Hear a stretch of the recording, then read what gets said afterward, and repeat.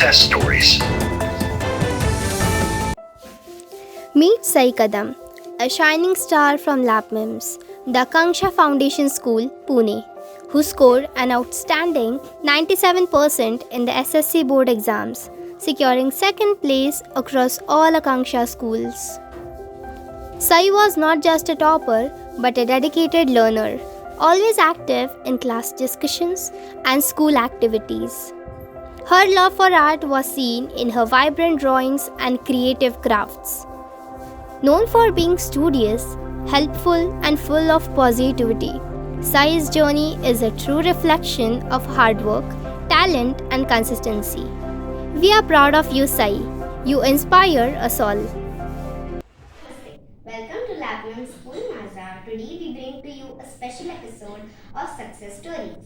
We are proud to present our very own star Sai Kadam, who secured an outstanding 97% in the SSC board exams and stood second across all Akanksha Foundation schools. Let's hear from her. She achieved this milestone. Welcome, Sai. Can you tell us about yourself and your journey in school? So my name is Sai Shrikant Kadam. I currently passed my grade 10 with 97% and I'm very happy about that.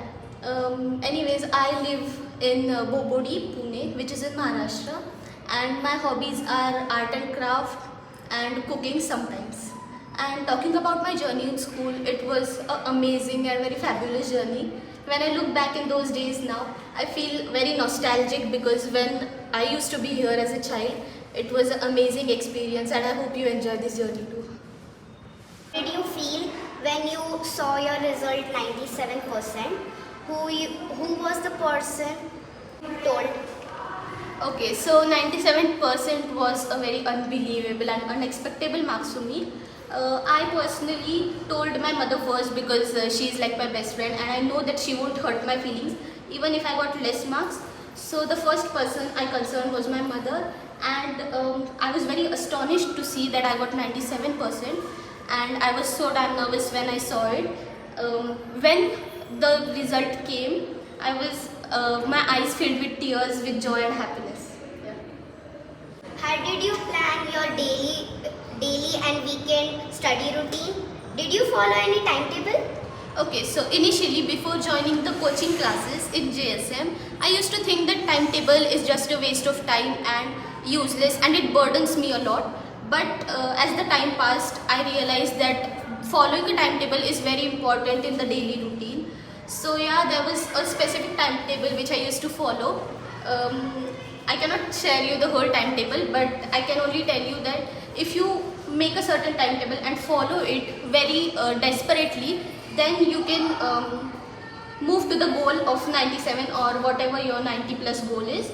And yeah, I followed a weekend and study routine. Sometimes it was more tiring for me to manage the whole routine, like school and then coaching classes and then relaxation as well as my self-study. But if you opt for a timetable, then it would be more useful for you. Which subject did you find most challenging and how did you overcome that? Okay, so talking about most of the students, they find maths and science most challenging subjects. For me, it was initially the science subject, both science 1 and science 2. So I overcame it by constantly reading and revising all the chapters thoroughly from the whole sentence. Like I used to not leave any sentence, maybe from the do you know section or whatever. So I used to study the whole chapter, revise it, and we friends used to ask questions like do you know this, or we used to play a quiz type so that it would be more easy for us to understand the concepts. And if we talk about the second more challenging question, so it would be geometry, because there are many lengthy questions in it and you need to thoroughly revise the steps. So for that, in geometry I did not leave a single question, may it be from the exercise or miscellaneous set as you said. Did you make your own notes? What was your way of revising before exams? Okay, so to be honest, making notes I did not find it more interesting because I thought it was a waste of time and we had to make notes too lengthy so that a chapter could be fit in the single page note. So I did not personally make any notes, but the one thing that I want to tell you here is I made notes in my mind. As in, I revised the chapter thoroughly 2-3 times so that it would be totally fit in my mind and no one could remove it from it. And before revising before the exams, revising as in I used to study the whole digest, and like I told, I used to read the chapters, and there are chapters which are too lengthy, so I would skip it. First I would do the easy ones with more marks to cover it. So I first did the easy chapters and then moved on to the next one. How did you manage your time between school, tuition, self-study and relaxation? Okay, so managing time was a bit difficult task for me because staying in school for 6 hours is not a big deal. Is a big deal, I mean. So yeah, when I used to be in school, I used to thoroughly listen to what the teacher is saying or explaining. Like in science, the teachers used to teach so nicely that I would get the concepts very clear in the school itself. And talking about maths, I would when the teacher is teaching, I would constantly do it in my notebook so that the concepts the teacher is teaching will be fit in my book, and whenever I go through it, I would revise the concepts. And it was a bit challenging for me to gather all study plus relaxation. So relaxation time included somewhat like art, like I told, it was my hobby. So spending time with my friends doing art was a bit of relaxation for me. Other than that, there was no such relaxation. How did your teacher and family support you throughout? Oh, so I would give a big shout out to my teachers, of course my parents and my coaching classes teacher, because they helped me a lot. They were with me always, and whenever I needed them, it did not consider any time, like it would be night or in the morning. They would always be there for me and teaching me concepts which were more difficult. They were throughout my journey, of course. If you could change one thing about your academic journey, what would it be? Okay, so this I wanted to include that people are always there to achieve and celebrate your success, but no one knows the hardships you do.